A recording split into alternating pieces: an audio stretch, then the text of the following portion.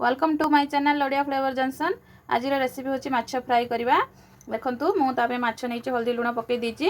माछ फ्राईटा छेचा पकईकिना फ्राई हम। देखंतु छाणी दवा फास्ट कड़ाई गरम हो जाइए तेल पकई दवा। आम अदा रसुण पियाज सब छेचा करिकिना चिली टाइप फूड करवा।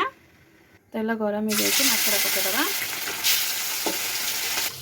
माछ पे मु मसलाटा रेडी करछि। देखंतु कंचा लंका टमाटो पियाज रसुण अदा ए सब मु दरदरिया छेची देबी माने हल्का ग्राइंडिंग रे बुले दवा। एमती गुंड हो जाइए। माछटा छणा हो गला। फुटण पे नहीं देखंतु फुटण करवा सब सरिष पकईदवा। सुखिला लंका दे पियाज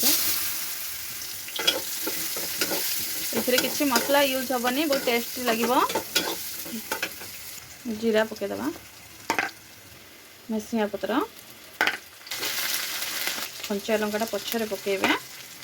मसलाटा जो बाटिकी रखाही ददरिया एडा पकईकी आधे भलरे पानी मला पंचायत को फ्राए करवा।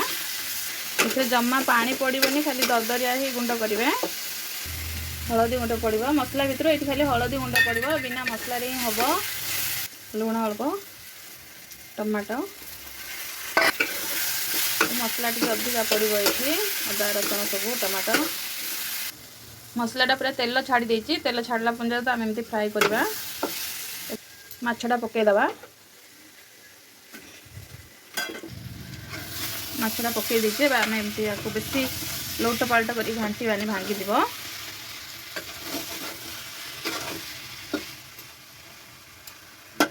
अल्प पानी ये खाली पकेबा टिके नरम आसापे बेसी पकेबेनी अल्प ही पकेबे।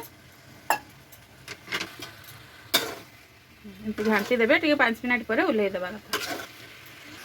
माछ फ्राईटा हो जाइए। देखंतु बहुत टेस्ट लगे करंतु। धनिया पत्र पकईदवा।